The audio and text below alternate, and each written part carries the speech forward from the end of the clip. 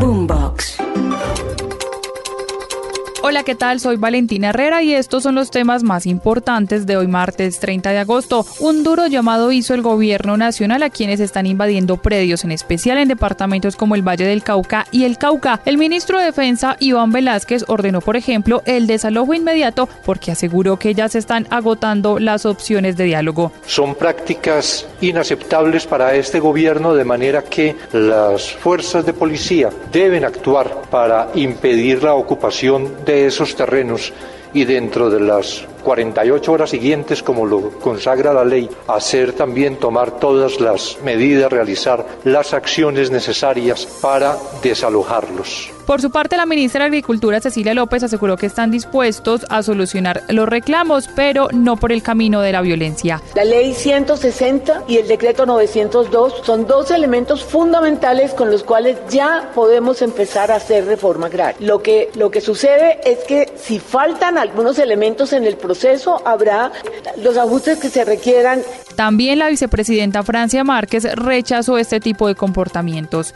De ningún modo avala la violencia, de ningún modo avala la invasión, y en ese sentido hacemos el llamado a todos los colombianos y colombianas que han decidido de esa manera hacerlo. Esa no es la manera adecuada, la manera es por medio de una ley. Después de 3 semanas, el gobierno colombiano entregó sus razones para no haber asistido al Consejo Permanente de la OEA, donde se aprobó una resolución que condenó la situación de derechos humanos en Nicaragua. Dice el gobierno de Colombia que su ausencia en esa citada sesión se debió tanto a razones estratégicas como humanitarias y no ideológicas, y que se guardó silencio diplomático debido a que no podían hacer públicas las gestiones internacionales que se han adelantado antes de obtener su resultado. Insisten en que las filtraciones no tengan consecuencias de lo buscado. El gobierno aseguró que promueve y defiende los derechos humanos tanto en el país como en el exterior. Y hablemos de política porque después de una larga controversia y una dura puja en el poder, el Congreso de la República eligió a los 9 integrantes del Consejo Nacional Electoral para el periodo 2022-2026, que se va a encargar de vigilar y sancionar a los partidos, también conceder personerías jurídicas, declarar elecciones, entre otros aspectos. En este caso no quedó Álvaro Echeverry, que es muy cercano al presidente del Senado, Roy Barreras, y se daba casi por seguro en esa elección. Quien sí quedó fue Álvaro Hernán Prada, la apuesta del uribismo, quien recibió críticas por el proceso que lo tiene a punto de enfrentar un juicio ante la Corte Suprema de Justicia, pero logró 31 votos, esto gracias al apoyo de la Liga de Gobernantes Anticorrupción, específicamente el respaldo de Rodolfo Hernández y Marlene Castillo. En la lista también quedaron Benjamín Ortiz y Altus Vaquero, Fabiola Márquez, Alfonso Campo, Cristian Quirós, César Lorduy, Alba Lucía Velázquez y la ex senadora Marixa Martínez. Y al propósito, del Consejo Nacional Electoral en las últimas horas archivó 2 procesos. Uno de ellos, la indagación preliminar contra el expresidente Iván Duque por la presunta vulneración de las normas de financiación en su campaña presidencial en 2018. Recordemos que fue salpicado por las declaraciones de Aida Merlano, quien aseguró que había recibido 6.000 millones de pesos del empresario Julio Gerlain, a quien también relacionó como uno de los implicados en la compra de votos para su curul. En este caso, la autoridad electoral resolvió que transcurrido 3 años de haber ocurrido los supuestos hechos, pues se pierde la incapacidad de actuar y en este caso de sancionar. Por otra parte, también archivó la investigación al pacto histórico por el sonado caso de los Petrovideos, que sacudió la reciente campaña presidencial, y en este caso el Consejo Nacional Electoral argumentó que no tenía las pruebas suficientes para determinar una presunta infracción a la normatividad. En otras noticias, el presidente Gustavo Petro definió quién será su ministra de las Tecnologías de la Información y las Comunicaciones. Se trata de Sandra Milena Urrutia, abogada con maestría en Derecho Administrativo, especializada en Derecho de Telecomunicaciones y con más de 16 años de experiencia.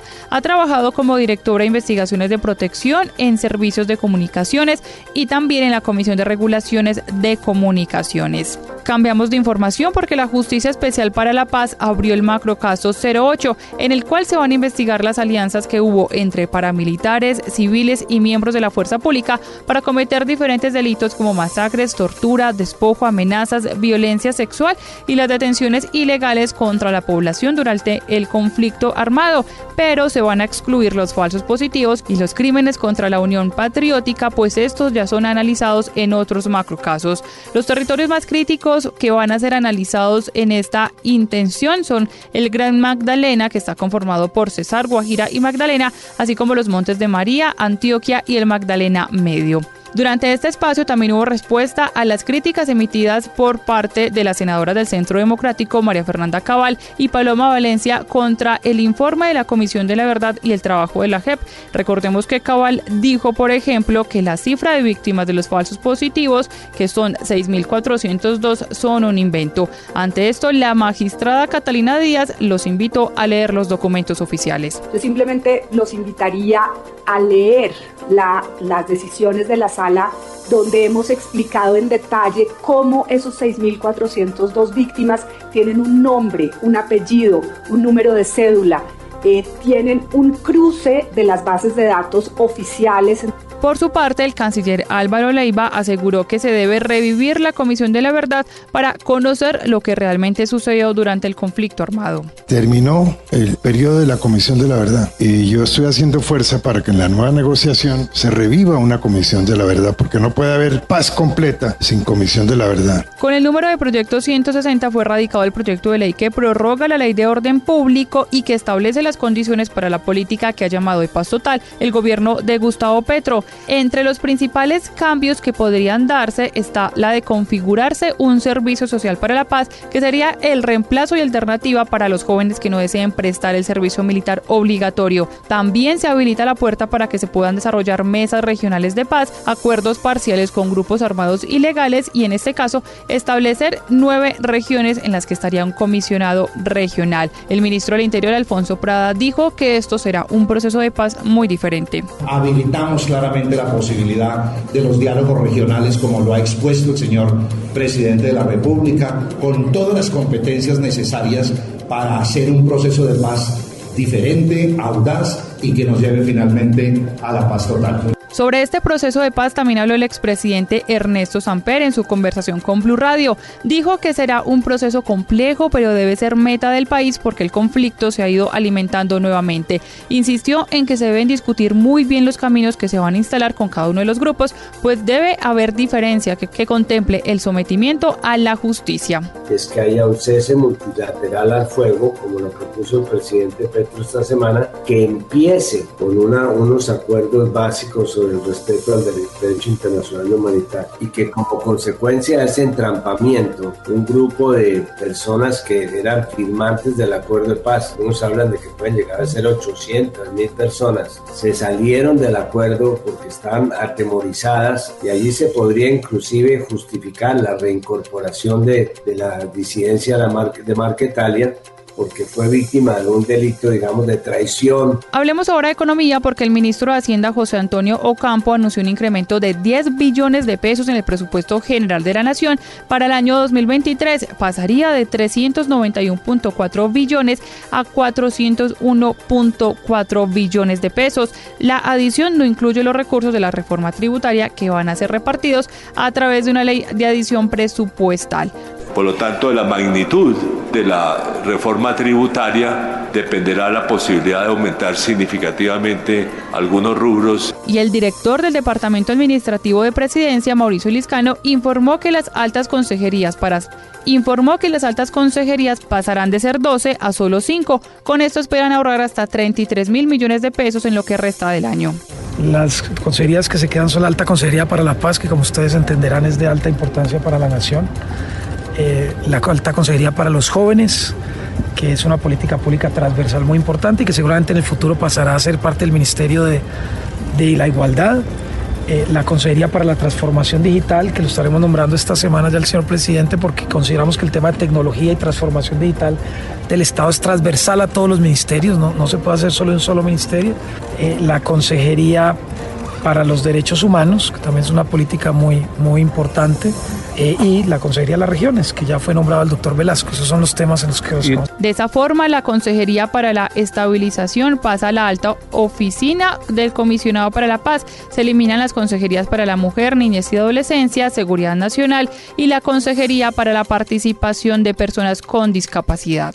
El detenido ex senador del Partido Liberal Mario Castaño, procesado por liderar un entramado de corrupción que tiene investigados a más de 33 alcaldes, exalcaldes y contratistas, decidió someterse a sentencia anticipada ante la Corte Suprema de Justicia. También lo hizo Nova Lorena Cañón Reyes, quien era su lobista, y firmó un acuerdo con la Fiscalía para aceptar responsabilidades y convertirse en una testigo del caso. El Día Sin Carro y Sin Moto en Bogotá se había quedado en el olvido por cuenta de la pandemia del COVID-19. Sin embargo, la alcaldesa Claudia López revivió la medida y anunció que será el próximo 22 de septiembre, es decir, un día jueves. Agregó la alcaldesa que esta jornada se va a empatar con la entrada en funcionamiento del sistema de bicicletas compartidas. Como estábamos en pico por la pandemia a inicios de año, por precaución y cuidado, no lo hicimos en febrero. Será el 22 de septiembre, el día sin carro y sin moto en la ciudad de Bogotá. Nos vamos a unir a la celebración mundial del Día Sin Carro. El presidente de Fasecolda, Miguel Gómez, hizo un llamado al nuevo gobierno para que cite a todas las entidades vinculadas con la accidentalidad, la salud y el control de las calles y carreteras para crear estrategias, pues dicen tener muchos problemas de fraude que afectan sus inversiones. El 47% de los vehículos que circulan en nuestro país no pagan el SOAT. Lamentablemente, en el sistema de salud hay mafias que se aprovechan de los recursos del SOAT, que generan sobrecostos en la atención de los heridos. Y cerramos con información internacional porque falleció a sus 91 años el último presidente que tuvo la Unión Soviética y considerado el padre de la perestroika, Mikhail Gorbachev, quien aseguró el hospital de Rusia tenía varias complicaciones de salud. Recuerde que el desarrollo de todas estas noticias lo puede encontrar en blurradio.com. No olviden activar las notificaciones. Les habló Valentina Herrera.